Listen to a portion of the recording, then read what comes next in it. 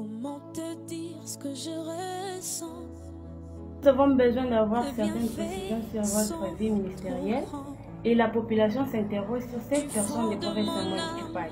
Première question, qui est le prophète Samuel Mutshupai? Le prophète Samuel, c'est un prophète de Dieu. Je suis prophète du ministère. C'est-à-dire que Dieu m'a fait la grâce du ministère prophétique. Et en plus de cela, je suis le représentant légal de l'église ministère international de la délivrance d'âme, MIDA, ici au Congo. Par rapport à ma personne, je suis en train d'œuvrer dans une église locale, dans les corps mystiques, pour prêcher et annoncer la bonne nouvelle. Merci. D'où provient cette vision MIDA? MIDA, église MIDA, ministère international de la délivrance d'âme. C'est une vision, une vraiment grande vision que l'Éternel m'avait donnée. J'étais encore pas comme aujourd'hui. C'était dans ma province, sur une montagne, que le Seigneur m'est apparu vers 4 h du matin. Je priais la prière de 21 jours. Dieu m'a dit, je suis venu te prendre pour aller avec toi et te faire voir des choses qui se passent.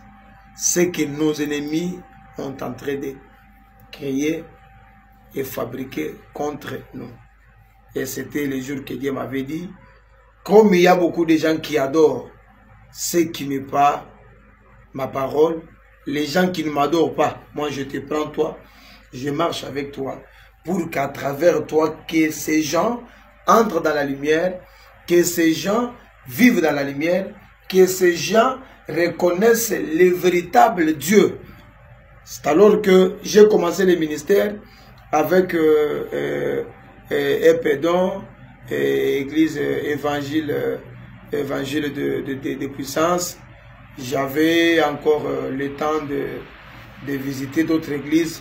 Dans les temps, je dirigeais une église qu'on appelait Shekinah. Là, j'étais encore au pied de mon père spirituel.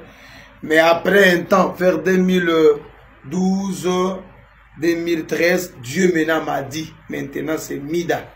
Je te donne une mission pour la délivrance des âmes.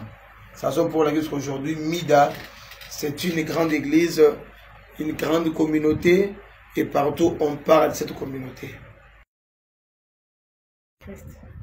Bon, moi je ne sais pas, je ne connais pas si c'était dans quelle année, parce que je n'ai jamais été païen un jour pour venir donner ma vie à Christ Jésus. Non. Moi, je suis né dans une famille chrétienne. Mon père, c'était un pasteur. Ma mère aussi chrétienne. J'ai été mis au monde par un miracle de Dieu. Ma mère ne donnait pas les enfants, ne faisait pas les enfants. C'est alors que Dieu lui avait parlé que tu seras enceinte, la grossesse fera 11 mois. Et après ça, tu feras un bébé, un mâle, qui tu donneras le nom de Samuel, il sera prophète. Depuis mon bas âge, j'ai été bien encadré par le conseil de ma mère que toi, tu es prophète, tu es homme de Dieu. Bon, je n'ai pas eu vraiment le temps de confesser un jour que c'est aujourd'hui que je vais accepter le Seigneur Jésus-Christ comme Seigneur et Sauveur, parce que je n'ai jamais été païen. Vraiment, c'est ça au moins la réponse que je vais vous donner. Quand est-ce que vous avez commencé votre mission? Ma mission, j'ai commencé ma mission avec Jésus-Christ. J'avais encore 12 ans dans l'église de Nzambé Malam. J'avais encore 12 ans. Là, j'étais diacre, là, je jouais au tamatam, mais je chantais. Je faisais les services de diaconat, disons. En 2005, j'ai été déjà pasteur de l'église, j'ai commencé à conduire l'église. Maintenant, j'ai à peu près 20 ans de ministère. C'est que j'ai commencé le ministère pour la prédication de la parole de Dieu depuis 2005. Mais avant 2005, j'étais encore trop petit.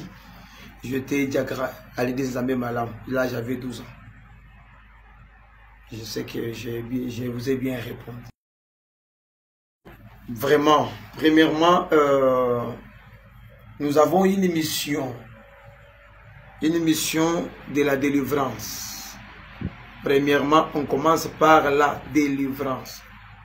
Et la délivrance dont Dieu est en train de s'expliquer à travers mon ministère, ce n'est pas la délivrance de tomber, non.